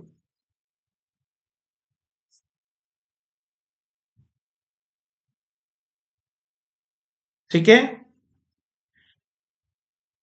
अगर हमारा रीजन है कि financial statements are materially misstated तो हम देंगे qualified opinion that financial statements true and fair है एक्सेप्ट फॉर द मैटर और for the effect of the matters, जो भी जिसके ऊपर हमारा क्वालिफिकेशन है। क्योंकि ये मिसस्टेटमेंट जो है ये मटेरियल तो है लेकिन ये परवेजिव नहीं है। परवेजिव मतलब it does not affect all the assertions. मैंने पहले भी पढ़ाया है, it does not affect all the assertions. अगर ये मिसस्टेटमेंट मटेरियल भी है परवेजिव भी है तो मैं कैसी रिपोर्ट दूंगा? Adverse opinion. अगर मेरे स्कोप पे लिमिटेशन है, ठीक है, as a result of limitation on scope or otherwise the auditor is not able to obtain sufficient and appropriate audit evidence, उस केस में मैं क्या करूंगा? अगर ये मटेरियल और नॉट परवेजिव है तो मैं क्वालिफाइड ओपिनियन दूंगा। ठीक है, और मैं क्वालिफाइड में लिखूंगा true and fair except for the possible effect. Possible effect क्यों लिखूंगा? क्योंकि यहां पे मैं SAAE ऑब्टेन नहीं कर पाया तो मुझे क्या पता क्या इफेक्ट आएगा। ठीक है, यहां पे लिखूंगा इफेक्ट और यहां पे लिखूंगा पॉसिबल इफेक्ट। ये दोनों का डिफरेंस भी समझना ना बहुत जरूरी होता है, समझ लीजिए आप। ठीक है, एक सेकंड का ब्रेक ले रहा हूं, पानी पी के आ रहा हूं, ठीक है ना? चलिए,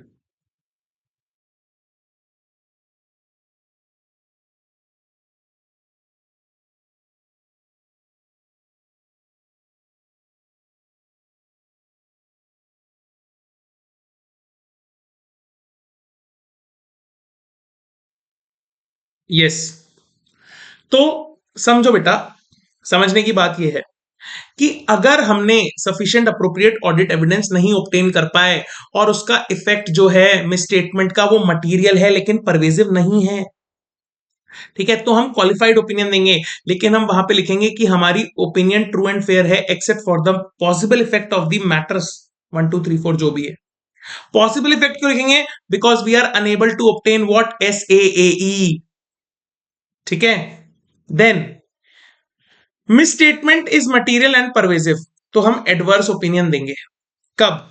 अगर फाइनेंशियल स्टेटमेंट मटेरियल मिसस्टेटेड है और हमारा जो है मटेरियल भी है परवेजिव है तो एडवर्स ओपिनियन देंगे, ऑलरेडी हमने डिस्कस किया। लेकिन अगर लिमिटेशन ऑन स्कोप है, स्कोप के लिमिटेशन से या otherwise auditor is not able to obtain sufficient and appropriate audit evidence, उस केस में हम करेंगे डिस्क्लेमर ऑफ ओपिनियन, अगर वो मटेरियल भी है परवेजिव भी है। ठीक है, pervasive effects on financial statements का मतलब क्या होता है? परवेजिव का मतलब क्या होता है? ठीक है, मैंने आपको बताया था परवेजिव का मतलब विच इफेक्ट्स एनी और many parts of the financial statements at the overall level. It is not confined to specific assertions, that is account balance, class of transactions and disclosures A, B, C, D. It is affecting all assertions, सारे assertions को affect करता है। Okay, such disclosures are fundamental to the users of financial statements, तो ये pervasive कहलाते हैं। और अगर कोई चीज मटेरियल भी है परवेजिव भी है तो इस केस में या तो एडवर्स ओपिनियन जाएगी, ठीक है, अगर आपने SAAE ऑब्टेन कर लिया तो, और अगर आपने SAAE ऑब्टेन नहीं किया तो जाएगा डिस्क्लेमर। क्या जाएगा? डिस्क्लेमर। समझ लीजिए आप। ठीक है, समझ में आया? ठीक है जी हाँ। चलिए, limitation on scope of management and inability to obtain sufficient and appropriate audit evidence. अब यहां पे इस चीज को हम समझते हैं एक चार्ट के माध्यम से। ऑडिट हमने एक्सेप्ट कर ली, ठीक है, एक्सेप्ट करने के बाद एंगेजमेंट करने के बाद हमें पता लगा हमारे स्कोप के ऊपर लिमिटेशन इंपोज कर दी गई है। हमने मैनेजमेंट से बात करी और मैनेजमेंट ने वो लिमिटेशन को यहां पे हटा दिया, तो ओके हम हो जाएंगे खुश। ठीक है, और हम कंटिन्यू करेंगे क्या? अपनी ऑडिट को, प्रोसीड विद ऑडिट। बल्ले बल्ले, मजा आ गया। ठीक है, कोई दिक्कत नहीं है। लेकिन अगर मैनेजमेंट ने वो लिमिटेशन को रिमूव नहीं किया तो हम इसी बात को कहेंगे अपने ऊपर वाले लोगों से, TCWG को बताएंगे, ठीक है। उसके बाद हम परफॉर्म करेंगे ऑल्टरनेटिव प्रोसीजर्स। क्या परफॉर्म करेंगे? ऑल्टरनेटिव प्रोसीजर को परफॉर्म करेंगे। उनके बाद भी ऑल्टरनेटिव प्रोसीजर करने के बाद भी, एडिशनल प्रोसीजर करने के बाद भी, ठीक है, अगर SAAE ऑब्टेन हो पाई तो हम प्रोसीड विद ऑडिट करेंगे। लेकिन अगर नहीं हो पाई तो हम देखेंगे क्या इसका इंपैक्ट मटेरियल या परवेजिव है। अगर नहीं है तो हम दे देंगे क्वालिफाइड ओपिनियन, ठीक है। क्या केवल मटेरियल है, परवेजिव नहीं है, क्वालिफाइड ओपिनियन। मटेरियल नहीं है, परवेजिव है, क्वालिफाइड ओपिनियन, ठीक है ना। लेकिन अगर उसका इंपैक्ट मटेरियल भी है, परवेजिव भी है, तो अगर या तो हम, अगर लॉ परमिट करेगा तो हम विथड्रॉ कर लेंगे उस एंगेजमेंट से, और अगर लॉ परमिट नहीं करता तो उस केस में हमको देना पड़ेगा डिस्क्लेमर ऑफ ओपिनियन। तो ये पूरा चार्ट था जहां पे लिमिटेशन ऑन स्कोप अगर ऑडिटर पे लगाया गया आफ्टर एक्सेप्टिंग द एंगेजमेंट तो वो क्या क्या ऑडिट प्रोसीजर करेगा, ये यहाँ पे मैंने पैरा में भी समझा रखा है। आप इसका स्क्रीनशॉट लेकर के पढ़ भी सकते हैं और चार्ट भी देख सकते हैं। आपके मॉड्यूल के अंदर जो आपका इंस्टीट्यूट का मैट है उसमें भी सिमिलर चार्ट दिया हुआ है, वहां से भी जाकर के आप पढ़ सकते हैं, कोई दिक्कत नहीं है, ठीक है ना। आधी ज्यादा चीजें वहीं से दी हुई होती हैं, आपको पढ़नी होती हैं, ठीक है, पढ़ते नहीं हो आप। मैं कह रहा हूं इन जो नोट्स हैं ये केवल एक शॉर्ट, आप जिसको कह लीजिए कीवर्ड्स की समरी मैं यहाँ पे दे रहा हूं। बाकी सब आप मॉड्यूल उठाइए, टॉपिक उठाइए जो मैं बोल रहा हूं और उसको पढ़ते जाइए लगातार। मैं बता रहा हूं आपको, आपकी इतनी मजा आने वाला है ना आपको, literally I am telling you that you are going to shine in audit, ठीक है। चलिए नीचे आते हैं। अब हमारे ऑडिट के रिपोर्ट के अंदर कहां कहां चेंजेस आएंगे अगर हमारी ओपिनियन मॉडिफाइड होती है तो।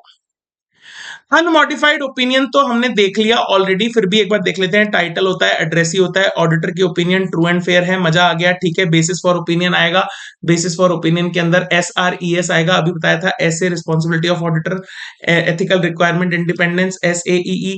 अगर गोइंग कंसर्न इफेक्ट हुआ है तो इफ लिखा है मैंने, GC इफ, ठीक है, गोइंग कंसर्न वाला पैरा आ जाएगा। KAM अगर है तो आ जाएगा, ठीक है। अगर लिस्टेड एंटिटी है तो हमेशा आएगा, नहीं तो इफ होगा तो आ जाएगा, ठीक है। क्लीन रिपोर्ट की बात कर रहा हूं। मैनेजमेंट रिस्पॉन्सिबिलिटी S700 के हिसाब से आ जाएगी, अभी हमने ऊपर पढ़ा था, ठीक है। ऑडिटर्स रिस्पॉन्सिबिलिटी SS700 के हिसाब से आ जाएगी। यहां पे आपका जो पॉइंट आएगा वो आ जाएगा PRIAGET वाले पॉइंट्स यहां पे कवर हो जाएंगे, ठीक है। अदर मैटर्स आपके आ जाएंगे ऑडिट रिपोर्ट वाले, और SPD मतलब सिग्नेचर प्लेस डेट यहां पे आपका आ जाएगा, और UDIN भी आपका आ जाएगा, ठीक है। ओके चलिए, अब क्वालिफाइड ओपिनियन है तो कहां कहां चेंजेस आएंगे। टाइटल एड्रेस ही सेम रहेगा। क्वालिफाइड ओपिनियन है तो हम यहां पे लिखेंगे accept for the matter stated in basis for opinion, ठीक है। चलिए, तो यहां पे हम qualified opinion accept for the matters, ठीक है ना। अब यहां पे एक और चीज हो सकती है, अगर यहां पे हमने ये क्वालिफाइड ओपिनियन दिया है ड्यू टू, ठीक है, मटेरियल मिसस्टेटमेंट विच इज जहां पे हम हमारा मटेरियल मिसस्टेटमेंट हुआ है, ठीक है, लिमिटेशन ऑफ स्कोप नहीं हुआ, मटेरियल मिसस्टेटमेंट हमने फाइंड किया है, उस केस में हम जो है क्वालिफाइड ओपिनियन दे रहे हैं, और वो मिसस्टेटमेंट जो है वो मटेरियल है लेकिन वो परवेजिव नहीं है, ठीक है ना। मटेरियल है, परवेजिव नहीं है, तो हम यहाँ पे क्वालिफिकेशन ऑफ ओपिनियन दे रहे हैं। लेकिन अगर यहाँ पे हमारा मिसस्टेटमेंट की वजह से नहीं दे रहे हम क्वालिफिकेशन ऑफ ओपिनियन, हम SAAE ऑब्टेन नहीं कर पाए, तो हम दे रहे हैं, तो हम यहाँ पे except for the possible effect लिख देंगे। पॉसिबल इफेक्ट ऊपर बताया था ना आपको, तो बस ये छोटा सा चेंज आएगा जो मैंने यहाँ पे मेंशन नहीं किया है, लेकिन ऊपर मेंशन कर दिया था, तो इसलिए यहाँ पे वापस से मेंशन नहीं किया। उसके बाद यहाँ पे आ जाएगा आपका, ठीक है, वापस से बेसिस फॉर ओपिनियन वाला पैराग्राफ, उसके अंदर आपके रीजंस फॉर क्वालिफिकेशन आएंगे, ठीक है, क्योंकि यहाँ पे लिखा ना बेसिस फॉर ओपिनियन वाले में हम रीजंस देंगे, तो रीजंस फॉर क्वालिफिकेशन आएंगे। उसके बाद SRES ऐसा एज इट इज आ जाएगा, ठीक है, और sufficient and appropriate audit evidence for the basis of our qualified opinion हम लिखेंगे यहाँ पे, ठीक है। चलिए, गोइंग कंसर्न अगर होगा तो आ जाएगा। KAM always always always always ध्यान रखना, क्वालिफाइड ओपिनियन में KAM पैरा हमेशा आएगा, ठीक है, भले ही लिस्टेड हो एंटिटी या ना हो। लेकिन अगर कोई KAM है ही नहीं तो हम KAM पैरा डाल के वहां पे लिख देंगे नो KAM, बस, ठीक है, इतना सा ध्यान रख लीजिए, ठीक है। मैनेजमेंट रिस्पॉन्सिबिलिटी ऐसे 700, ऑडिटर रिस्पॉन्सिबिलिटी ऐसे 700, अदर मैटर आ जाएगा और एसपीडी आ जाएगा। उसके बाद आप एडवर्स ओपिनियन में टाइटल एड्रेसी एडवर्स ओपिनियन, ठीक है। Financial statements do not give a true and fair view because the significance of matter stated in basis of opinion. तो एडवर्स ओपिनियन क्यों दे रहे हैं? क्योंकि मटेरियल मिसस्टेटमेंट हो सकता है, परवेजिव हो सकता है, एंड परवेजिव है तो हम यहाँ पे एडवर्स ओपिनियन दे रहे हैं। बेसिस फॉर ओपिनियन में एसआरईएस तो आएगा, लेकिन रीजंस फॉर एडवर्स ओपिनियन आएगा, और यहां पे हम लिखेंगे that we have obtained, statement लिखेंगे we have obtained sufficient appropriate audit evidence, and उसके बेसिस पे हम ये कह सकते हैं कि हमारी जो बेसिस फॉर ओपिनियन है और जो बेसिस फॉर एडवर्स ओपिनियन हम यहाँ पे ले सकते हैं, बना सकते हैं अपना बेसिस। गोइंग कंसर्न अगेन अगर इफ है, ठीक है, अगर गोइंग कंसर्न से रिलेटेड चीजें होंगी तो आएगा। के एम ऑलवेज आएगा, वापस से देख लीजिए, के एम ऑलवेज आएगा इस केस में। अगर के एम नहीं है तो यहाँ पे के एम पैरा डाल के नो के एम लिख देंगे, ठीक है। मैनेजमेंट रिस्पॉन्सिबिलिटी आएगा, ऑडिटर रिस्पॉन्सिबिलिटी आएगा, other matter as it is, बाकी सब चीजें सेम रहेंगी। उसके बाद डिस्क्लेमर के अंदर हम देख लेते हैं क्या क्या चीजें आएंगी, ठीक है। तो ये सब चीजें सेम है। डिस्क्लेमर ऑफ ओपिनियन हमने लिखा, अब देखिए पैरा का हेडिंग चेंज हो जाता है, होता जा रहा है। क्वालिफाइड में क्वालिफाइड ओपिनियन, एडवर्स में एडवर्स ओपिनियन, डिस्क्लेमर में डिस्क्लेमर ऑफ ओपिनियन। और ये क्वेश्चन भी आता है, एमसीक्यू में भी पूछ सकता है क्या हेडिंग होता है, ठीक है। तो ये आपको याद रखना है, ठीक है ना, right. We do not express an opinion, क्योंकि हम डिस्क्लेम कर रहे हैं तो हम एक्सप्रेस ही नहीं करते, ठीक है। यहाँ पे हम कह रहे हैं not give a true and fair view, यहाँ हम कह रहे हैं ट्रू एंड फेयर व्यू है एक्सेप्ट फॉर द मैटर्स या accept for the possible impact जो हम देख रहे हैं, ठीक है। मैंने आपको बता दिया दोनों चीज, ठीक है। We do not express opinion because of the significance of matter stated in basis for opinion, the auditor has not been able to obtain SAAE to provide basis for audit opinion. यहाँ पे basis for disclaimer of opinion only the reasons for disclosure, यहाँ पे एसआरईएस नहीं आएगा, याद रखना ये बात, ठीक है। एसआरईएस यहाँ पे नहीं आएगा, ठीक है। गोइंग कंसर्न इफ आ जाएगा, के एम यहाँ पे प्रोहिबिटेड होता है लेकिन ऐसे 705 के हिसाब से। मैनेजमेंट रिस्पॉन्सिबिलिटी आ जाएगा, ऑडिटर की रिस्पॉन्सिबिलिटी में एस आएगा, यानी ऐसे के हिसाब से ऑडिट किया है। आर नहीं आएगा रिस्पॉन्सिबिलिटी ऑफ द ऑडिटर, क्योंकि हम यही तो खोल के बैठे हैं, ठीक है। उसके बाद ई आ जाएगा, एथिकल रिक्वायरमेंट्स और इंडिपेंडेंस आ जाएगा। उसके बाद एस अनेबल टू ऑब्टेन एसएईई हम लिख देंगे, ठीक है। ऑलरेडी हम ऊपर बोल के आ चुके हैं अपना डिस्क्लेमर ऑफ ओपिनियन पैराग्राफ में, राइट, समझ में आ गया। तो ये आपको याद करना है, ये समझना है आपको, ठीक है ना। इनको अच्छे से आप पढ़ लीजिए, ये जो टेबल यहाँ पे हमने दी है, राइट, इसको आप पॉज कर करके आराम से यहाँ पे देख सकते हैं। चलिए, अब इस स्टैंडर्ड्स के चैप्टर का, ठीक है, या इस लेक्चर का मैं बोलूं चैप्टर, तो में तो अभी और टॉपिक्स बचे हैं जो हम आने वाले लेक्चर्स में कवर करेंगे। 706 emphasis of matter paragraph, other matter paragraph, बहुत छोटू सा टॉपिक, प्यारा सा टॉपिक, लेकिन क्वेश्चन आने वाला टॉपिक।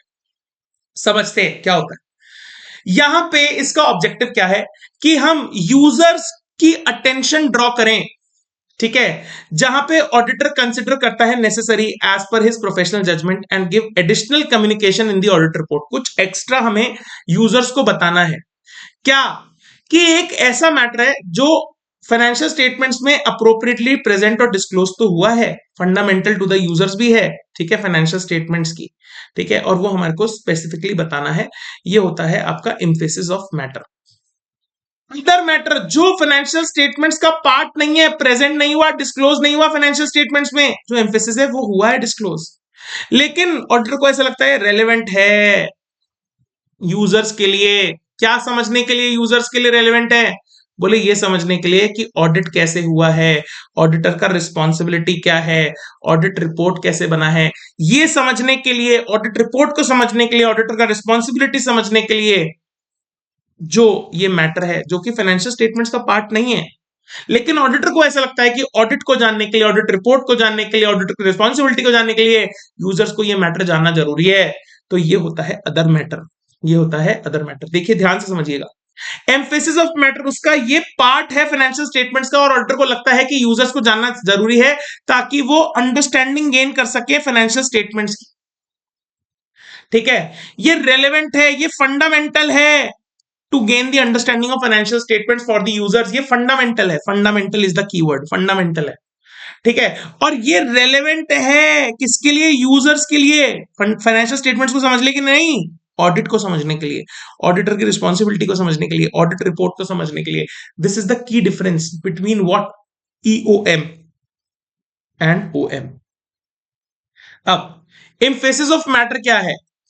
ये एक उस मैटर को रेफर करता है जो अप्रोप्रिएटली प्रेजेंट और डिस्क्लोज है फाइनेंशियल स्टेटमेंट्स में, लेकिन ऑडिटर के जजमेंट में ये फंडामेंटल है बताना यूजर्स को फाइनेंशियल स्टेटमेंट्स। सिंपल है।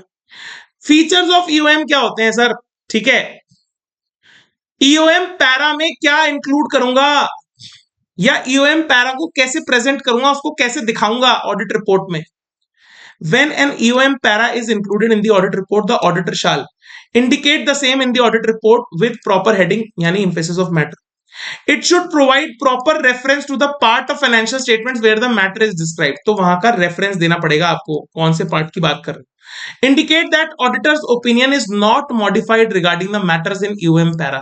ये केवल हम आपके फंडामेंटल, क्योंकि ये मैटर फंडामेंटल है आपको समझने के लिए, ठीक है, फाइनेंशियल स्टेटमेंट्स को, तो हम बता रहे हैं और इस पे हमारी ओपिनियन जो है मॉडिफाइड नहीं है, क्लीन ही ओपिनियन है हमारी, ठीक है ना। ओके जी, चलिए, ठीक है, मॉडिफाइड ओपिनियन होगी तो वो आगे 705 में कवर हो जाएगा, राइट। स्कोप ऑफ ईओएम क्या होता है?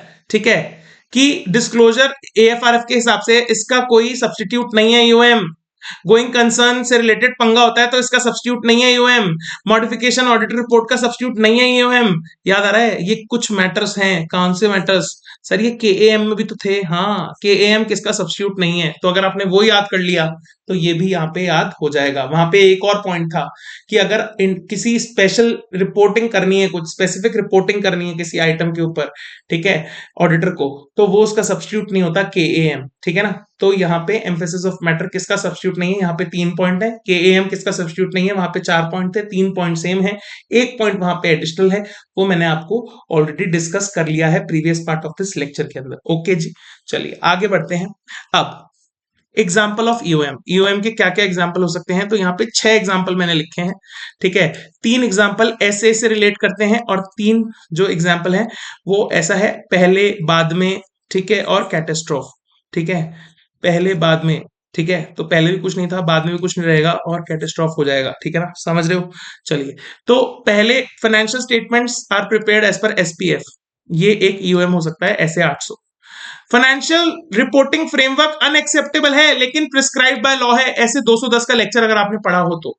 अगर ऐसा कुछ है कि हमारा एफआरएफ अनएक्सेप्टेबल है लेकिन वो कंप्लायंस, कोई रेगुलेटरी बॉडी हमको चाहती है कि हम वैसा एफआरएफ रखें, ठीक है, प्रिस्क्राइब बाय लॉ है, तो वहां पे ऑडिटर को एंगेजमेंट एक्सेप्ट करना पड़ता है, ठीक है। उसके बाद सब्सिक्वेंट इवेंट्स के केस में, ठीक है, ये कौन सी होती है? 560 के अंदर हम लोग पढ़ेंगे क्या होती है। Occurring between the date of financial statements and date of auditor's report, इसके बीच में जो हुई है ना, ये सिग्निफिकेंट हो सकती हैं, इंपॉर्टेंट हो सकती हैं, ठीक है, for the users of financial information, financial statements, ठीक है, उनके लिए फंडामेंटल हो सकती हैं समझने के लिए। क्लियर है? ठीक है। फ्यूचर में अगर कुछ अनसर्टेनिटी है किसी मैटर को लेकर के तो वो आपका एम्फेसिस ऑफ मैटर बन सकता है। अर्ली एप्लीकेशन ऑफ नया अकाउंटिंग स्टैंडर्ड अगर परमिटेड है तो वो आपके लिए एक एम्फेसिस ऑफ मैटर हो सकता है। मेजर कैटास्ट्रोफ जिसका सब्सटैंशियल सिग्निफिकेंट इफेक्ट होगा एंटिटी की फाइनेंशियल पोजीशन पे, वो आपका ईओएम हो सकता है, ध्यान रखिएगा, ठीक है। चलिए, अदर मैटर क्या होता है? अदर मैटर मैंने आपको बता दिया, ये फाइनेंशियल स्टेटमेंट्स का पार्ट नहीं है, लेकिन ऑडिटर के जजमेंट से उसको लगता है कि ये ऑडिटर के जो फाइनेंशियल स्टेटमेंट्स के यूजर्स हैं उनको जानना जरूरी है, ताकि वो फाइनेंशियल स्टेटमेंट्स को ना समझ सकें, ताकि वो ऑडिट को समझ सकें, ऑडिटर की रिस्पॉन्सिबिलिटी को समझ सकें और ऑडिट रिपोर्ट को समझ सकें, right. When other matter is included in the audit report, feature क्या है? तो प्रॉपर इंडिकेट करो अदर मैटर, ठीक है, indicate that the matter is most significant matter and described identified and is not described, not a most significant matter and described और identified as केएएम, ये केएएम नहीं है, अदर मैटर केएएम नहीं है, ये मोस्ट सिग्निफिकेंट नहीं है, ठीक है, और इसको हमने डिस्क्राइब या आइडेंटिफाई नहीं किया है एज केएएम, जो कि हम 701 के अंदर करते हैं। The inclusion of such other matter para in the audit report is not prohibited by any legal regulatory requirements और लॉ और रेगुलेशन, ठीक है ना। तो ये जो हमने इंक्लूड किया है ये कहीं पे प्रोहिबिशन नहीं है, तो हम इसको इंक्लूड कर सकते हैं। एग्जाम्पल क्या हो सकते हैं अदर मैटर के अंदर? क्या क्या आ सकते हैं कि कुछ स्कोप लिमिटेशन पे लगा दिया ऑडिटर के, पर ऑडिटर जो है रिजाइन नहीं कर सकता, तो ये बता सकता है ऑडिटर, ठीक है। कुछ एडिशनल डिस्क्लोजर लॉ ने दिए हैं, कहे देने के लिए वो दे सकता है। कुछ another set of financial statements है जो prepare as per another GPF, मतलब another general purpose framework, and auditor has issued a report on them, ये भी बता सकता है, क्योंकि ये फाइनेंशियल स्टेटमेंट्स का पार्ट तो नहीं है ना यार, ठीक है, ये तो दूसरे हैं, ठीक है। Management has asked auditor to perform additional procedures and report on the same, कुछ एडिशनल काम करवाया है, ठीक है ना।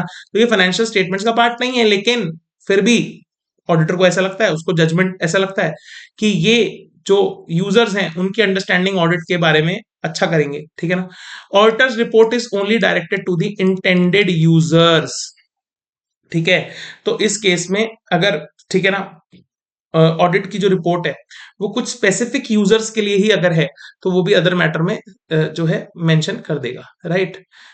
अब placement of EOM and other matter paragraph, ये कहां पे प्लेस होगा, अभी हमने पूरा फॉर्मेट देखा, ठीक है, उसमें कहां पे प्लेस होगा।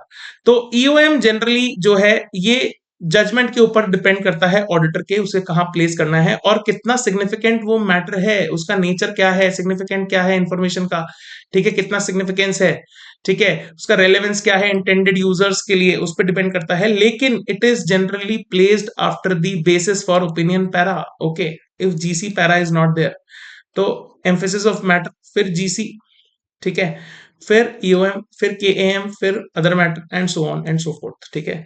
तो यहाँ पे बेसिस फॉर ओपिनियन आ गया, उसके बाद आपका ईओएम आ गया, फिर अगर जीसी है तो वो आ गया, ठीक है, नहीं तो इसके बाद भी आ सकता है ईओएम, ठीक है, पहले भी आ सकता है, फिर केएएम आ गया, फिर अदर मैटर आ गया, तो ये तीनों इस तरीके से चलते हैं, ठीक है ना।